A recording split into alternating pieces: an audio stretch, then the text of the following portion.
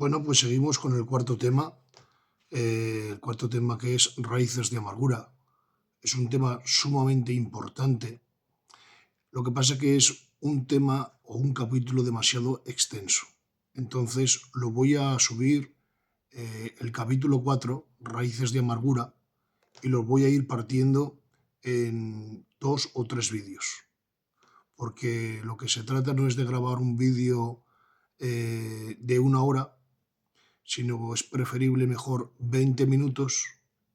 20 minutos escuchando no aburre, no cansa, entiendes lo que voy diciendo, y considero que un vídeo de 60 minutos pues es muy largo y al final no te enteras de nada y pueda ser que os aburra.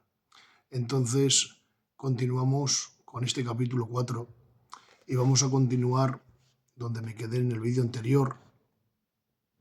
Basta con dejar que pase el tiempo para curarse. Escribió el profeta Isaías bajo la inspiración divina. Toda es herida, hinchazón y podrida llaga. No están curadas, ni vendadas, ni suavizadas con aceite. En las palabras del versículo mencionado del libro del profeta Isaías hallamos 3 procesos de una dolencia física: herida, hinchazón y podrida llaga. Todo empezó con una simple herida, a lo cual no se aplicó la pertinente remedio. No fue curada, ni suavizada con aceite, ni cubierta con vendas, quizás pensando que el tiempo la curaría. Pero lo cierto es que en aquella herida se agravó aún más con el paso del tiempo e inflamó la zona donde estaba ubicada. Pero ni aun así se puso remedio. En aquella herida terminó convirtiéndose en una podrida llaga. Una podrida llaga es una herida en un 5º grado de putrefacción, es decir, cuando la infección ha penetrado en el hueso y ha conseguido gangrenar la zona afectada por la herida. En semejante caso, solo la amputación de la extremidad donde está la herida puede salvar la vida del enfermo. Todo empezó con una pequeña herida. Si se hubiera puesto el adecuado remedio en su momento, hubieran evitado la amputación. Son muchos los golpes que recibimos a lo largo de la vida. Un rechazo, una traición, un desengaño, una pérdida de un ser amado, un sueño no realizado, una caída en un pecado, un desamor, una infidelidad, una calumnia. Todas estas experiencias son como golpes de espada que dejan en el corazón profundas y sangrantes heridas. Heridas que, para no entristecer ni desanimar a los que bien nos quieren, tratamos de ocultar tras sonrisas de color mate, tras un poco de maquillaje o tras de una corbata roja de seda. Pero la realidad es que tales heridas siguen presentes, sangrando y extendiéndose. En un acto de amor, el hecho de no querer sobrecargar con nuestros problemas a quienes nos rodean, también debemos de evitar caer en la autocompasión. Pero es un gran error limitarnos a dejar que pase el tiempo sobre nuestras heridas sin hacer nada al respecto.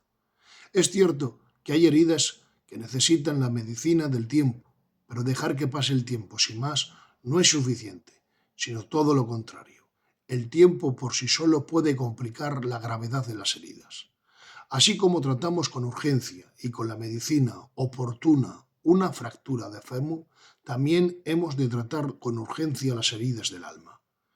Si no se aplica en su momento el remedio adecuado de las dolencias emocionales o psíquicas o psicológicas, estas irán complicando cada vez más con el paso de los días. El resentimiento se convertirá en odio, la tristeza en depresión, el sentimiento de culpa en angustia, el deseo prohibido en obsesión, la obsesión en locura y la locura en suicidio.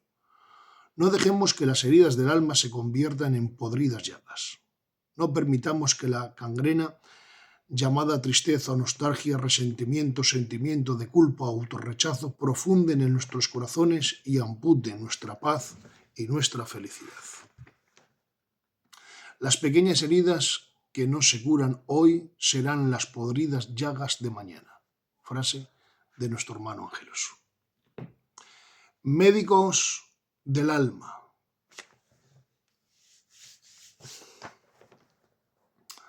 Seguro estoy que todos tenemos muy cerca de nosotros personas que nos aman y que se preocupan por nosotros, amigos, familiares, pastores, consejeros. A estos nos ha puesto Dios a nuestro lado para hacernos el camino más fácil, para aconsejarnos y para tener en ellos un apoyo emocional y espiritual.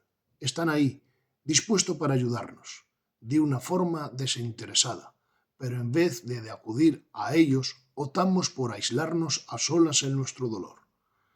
Enfrascándonos en nuestro mundo interior es un gran error, pues sabemos que como el simple hecho de contarle a alguien cómo nos sentimos, vamos a experimentar un cierto alivio. Cuando confesamos nuestros sentimientos, nuestras frustraciones o nuestro dolor a una persona que sabe escuchar, notamos que nuestra alma se descarga y el alma recibe oxígeno. Es una mala actitud la de esperar a que sean nuestros amigos o familiares quien vengan a ayudarnos cuando estamos atravesando una crisis emocional o espiritual. Y lo peor es que si no vienen a ayudarnos, somos capaces de culparles de nuestro pésimo estado moral y espiritual. A veces nos comportamos como niños. ¿Acaso no somos nosotros los necesitados? ¿No es la fuente quien va a buscar al sediento, si el médico quien busca al enfermo? Ni es el médico quien busca al enfermo, sino viceversa. Está escrito en las Sagradas Escrituras que una mujer de Sunén tuvo una desgracia. Un único hijo había muerto. Sin embargo, a pesar de semejante desgracia, ella no vino abajo. Ella no se vino abajo, ni esperó que nadie viniera a ayudarla, sino que fue ella a buscar al profeta Eliseo la ayuda que precisaba. Eliseo, a pesar de ser profeta, ignoraba lo que había sucedido a aquella mujer. Pero ella, viendo al profeta, le contó lo que sucedió y confesó cómo se sentía. Aquella mujer no solo se descargó de su angustia al exteriorizar sus sentimientos, sino que además fue solucionado su problema, ya que Eliseo oró por el niño y Dios lo devolvió a la vida. Así como el profeta Eliseo ignoraba el estado de la sunamita, también hoy puede ocurrir que los que viven en nuestro entorno no se den cuenta de nuestra situación. Si Eliseo, siendo un gran profeta, ignoraba el problema de su amiga, la sunamita, creo que podemos perdonar a los que están a nuestro lado el que desconozcan nuestras heridas. En vez de tildar de inmiserables a nuestros cercanos, lo que debemos hacer es acudir a ellos y abrirles nuestro corazón y pedirles la ayuda que necesitamos. Si no pueden solucionarlo el problema, estoy seguro que nos ayudarán a sobrellevarlo. Dice una frase de un autor desconocido. La felicidad que se comparte se multiplica, las penas. La felicidad que se comparte se multiplica. Las penas que se confiesa las dividen. Ahora bien, no se debe acudir a pedir ayuda o consejero o a cualquier persona, pues no todos están capacitados para ayudar. Poco después de que el niño de la sunamita muriera, su esposo, que ignoraba lo sucedido, le preguntó si había algún problema. Ella no le contó lo que había sucedido, sino que le dijo, paz. Luego vio al criado Eliseo, el cual le preguntó, ¿todo bien? Mas ella tampoco le contó a éste lo ocurrido, sino que le respondió, todo bien. Pero cuando vio al profeta Eliseo, se postró de rodillas, llorando, le contó todo lo que le sucedió. Cuando vemos en esta historia, la sunamita no contó su problema al primero que encontró en el camino, sino a alguien que realmente sí estaba capacitado para ayudarla. Debemos de saber a quién acudimos para abrir nuestro corazón, pues aunque todos tengan buenas intenciones, no todos están capacitados para ayudarnos. Puede ser incluso en vez de curarnos las heridas, que las abran aún más. Pero mira a tu alrededor. Seguro que tienes cerca de ti a alguien que haya pasado por experiencias semejantes a las tuyas. A alguien que te pueda ayudar con un consejo, con una comprensión y su compañía. Hazme caso. Supera el orgullo, si lo hubiera, y pide ayuda a los que están a tu lado. Te sentirás mucho mejor. Si el propio Jesucristo necesitó la ayuda de los apóstoles cuando estaba triste, ¿cuánto más nosotros necesitamos la de nuestros semejantes? Siempre podemos contar con Jesús. Qué bonito. ¿Acaso no hay bálsamo para Galaz? ¿Acaso no hay allí médico? ¿Por qué, pues, no hay sanidad para la hija de mi pueblo? Dice Jeremías 8:22. Ahora bien, hay heridas en el alma que son demasiado profundas, difíciles de tratar y de curar por el hombre. Pero siempre podemos contar con Jesucristo, el médico por excelencia. Él es el especialista en heridas, y lo es, no porque haya estudiado medicina en alguna prestigiosa universidad, sino porque él también fue herido. A él se le conoce como el varón de dolores experimentado en el quebranto. Las heridas que le causaron los látigos eran como largos, profundos surcos que se convirtieron en un dorso en un fértil campo tras el paso del arado de hierro. Campo del cual brotó el fruto más dulce que jamás en la tierra alguna ha podido proporcionar al hombre. El fruto más dulce que jamás tierra alguna ha podido proporcionar al hombre. Ya lo siento la pronunciación, estoy intentando pronunciar, respirar, intentar pues que se haga ameno. Vamos aprendiendo poquito a poco. Una sangre clama mejor que la de Abel. Sus manos y sus pies fueron traspasados por gruesos clavos. Su cabeza fue herida por la corona de espinas. Sus labios fueron partidos por el impacto de los puños. En sus mejillas se podían apreciar marcados los dedos de los quienes le golpearon. Sus huesos fueron descoyuntados. Pero lo que más impresiona en esa enorme herida, en su pecho, qué profundidad hasta el corazón, pero lo que más impresiona es esa enorme herida en su pecho que profundiza hasta el corazón. Y como si fuera la roca que golpeó Moisés se tratara, de ese pecho abierto emanaron sangre y agua. Sus llagas fueron sin número. Isaías contempló en visión a Jesucristo crucificado en la cruz. Y eran tantas las heridas que vivió en su cuerpo que no pudieron mencionarlas todas. Escribieron en forma singular. Y por su llaga fuimos nosotros curados. Sus heridas eran tantas que estaban tan cerca una de la otra que el propio cuerpo del Señor Jesús, él era una llaga. Posiblemente sus heridas fueron tantas como pecados he cometido en toda mi vida.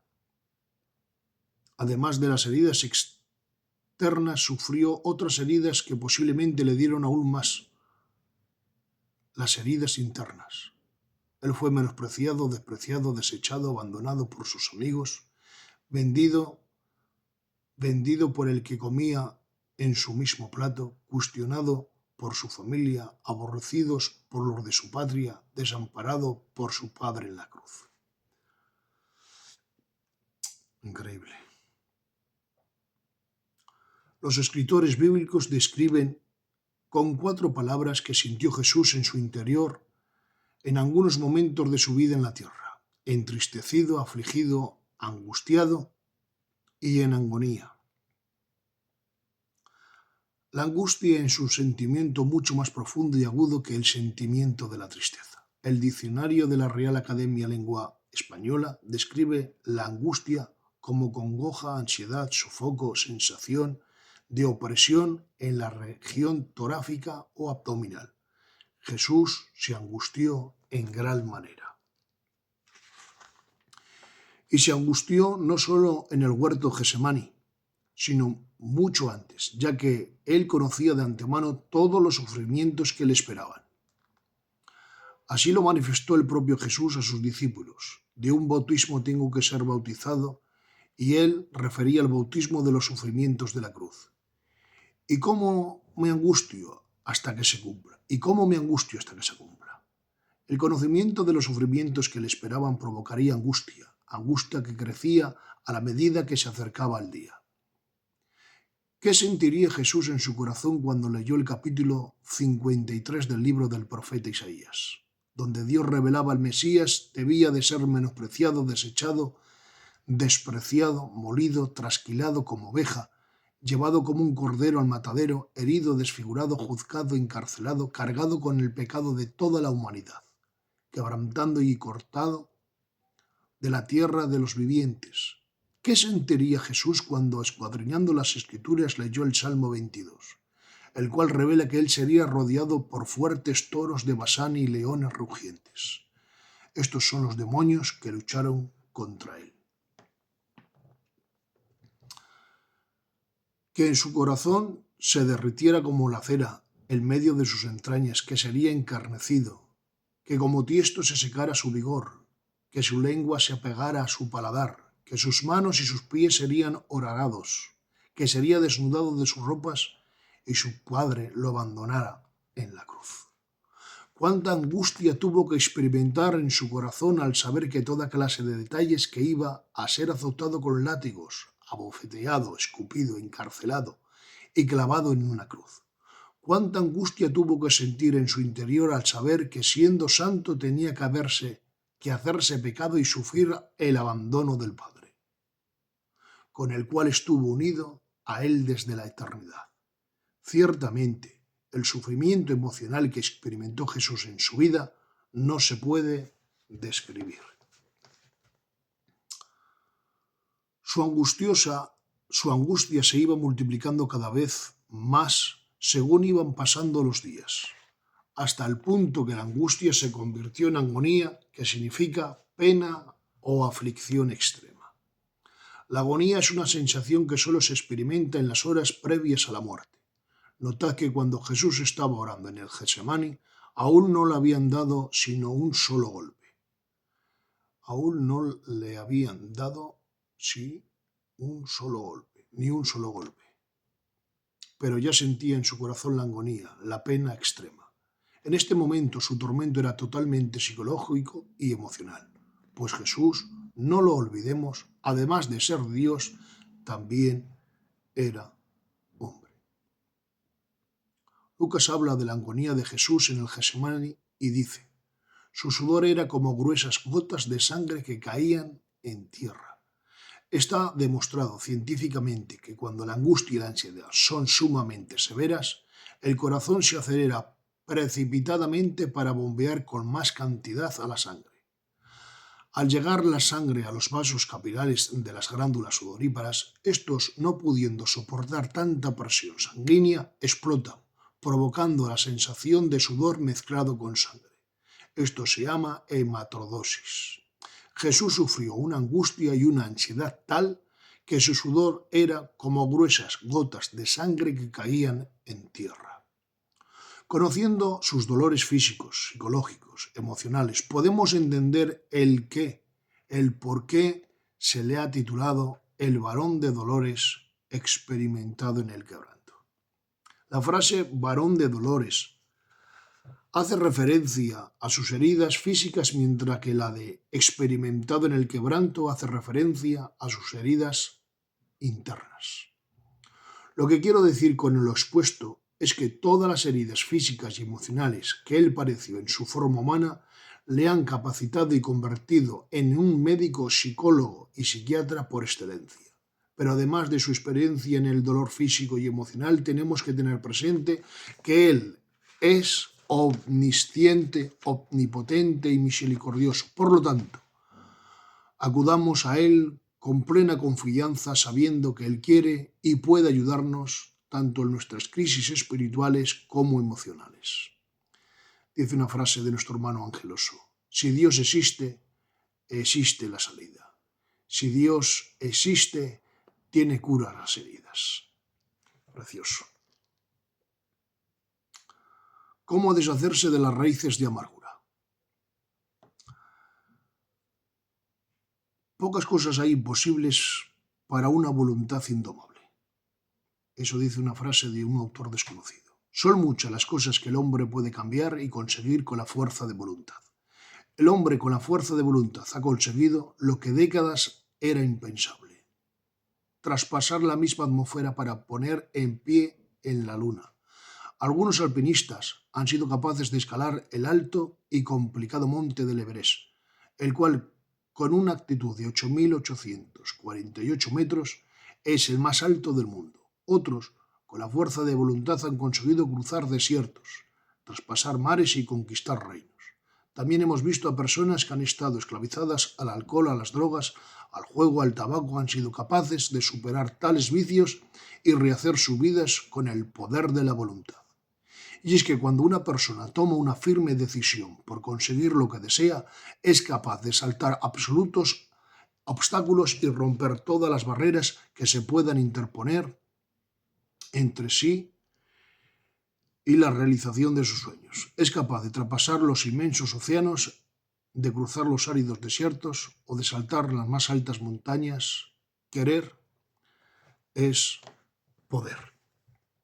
Sin embargo, para quien no quiere, para quien no tiene una voluntad firme, no todos son barreras. Para este simplemente es un charco. Vamos a empezar de nuevo. Sin embargo, para quien no quiere, para el que no tiene una voluntad firme, todos son barreras. Para este, un simple charco es un océano. Un corto trayecto lo ve como un largo desierto y hace de un pequeño montículo una gran montaña. Quien no tiene fuerza de voluntad llega incluso a inventarse los obstáculos y a ponerse él mismo las barreras. Pero la realidad es que no existen obstáculos grandes, sino decisiones pobres. No es que las barreras sean demasiado fuertes, sino que en ocasiones nuestra voluntad es demasiado débil. Si no tienes la suficiente fe para mover la montaña, por la voluntad y trépala. Voy a leer de nuevo. Frase de nuestro hermano Ángelos. Si no tienes suficiente fe para mover la montaña, pon voluntad y trépala. Dijo Publio Siro, nadie sabe de lo que es capaz hasta que lo intenta. ¿Cuántas cosas lograríamos si pudiéramos un poco más de voluntad y de fe en nosotros mismos? Incluso lograríamos esas cosas que ahora nos parecen inalcanzables. Ahora bien, aunque con la fuerza de voluntad humana el hombre es incapaz de conseguir y cambiar muchas cosas, tenemos que reconocer que existen otras que para cambiarlas o conseguirlas se necesita algo más que la fuerza de la voluntad humana. Así está escrito en el libro de Romanos capítulo 14, versículo 24. La ley es espiritual, mas yo soy carnal, vendido al pecado, porque lo que hago no lo entiendo, pues no hago lo que yo quiero, sino lo que aborrezco. Eso hago. Así que queriendo yo hacer el bien, he hallado esta ley, que el mal está en mí, porque según el hombre interior me deleito en la ley de Dios, pero hay otra ley en mis miembros que se rebela contra la ley de mi mente y que me lleva cautivo a hacer el mal. Miserable de mí, ¿quién me librará de este cuerpo de muerte? Pablo deja ver bien claro que el hombre tiene cadenas en su interior y que no se pueden romper ni con el poder de la voluntad humana, ni con la autogestión, ni con el conocimiento. El hombre puede cambiar su estética, ciertos hábitos, su forma de vestir, su religión, pero nadie por sí solo puede cambiar su interior. El hombre puede ser reformado, pero no transformado. Puede dominar grandes imperios, pero nadie es capaz de dominarse a la bestia que lleva dentro. Como ya hemos mencionado en otra ocasión, el hombre es capaz de conquistar el espacio, pero es incapaz de conquistarse a sí mismo. El hombre perdió su señorío en el Edén. El corazón del hombre y de la mujer hay arraigados sentimientos, resentimientos, pensamientos y deseos que son mucho más fuertes que su propia voluntad. Bien lo expresó el poeta en una oración. Te ruego, Dios, a ti, que interpones tu poder para librar a los hombres de la muerte, que no te molestes en librarme de los enormes zarpas del león, ni de los afilados colmillos del tigre, ni del mortal veneno de la serpiente. Mas sí te ruego, mi Dios, que me libres del más cruel de mis enemigos. Líbrame de mí mismo. Dios nos libre y nos guarde de todo malo. Porque recordar que nuestro mayor enemigo somos nosotros mismos. Y nadie te puede hacer más daño que tus propios pensamientos. Ni nadie te va a decepcionar más que tú mismo. Líbrame de estos sentimientos y deseo que me torturan en el alma, el cual no sé cuál es el atroz mano que lo maneja. El apóstol Pablo escribió a Timoteo, su hijo en la fe, para que advirtiera a algunos posibles enemigos. Ten cuidado de los falsos maestros, ten cuidado de la herejía. Alejandro el candelero me ha causado muchos males. Ten cuidado tú de él.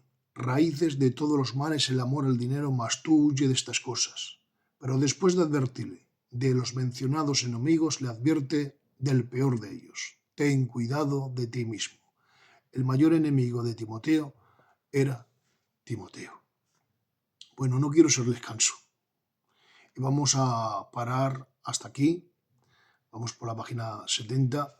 Y dentro del capítulo 4 es un tema muy extenso, el tema de raíz de amargura, y vamos a subirlo en 3 vídeos.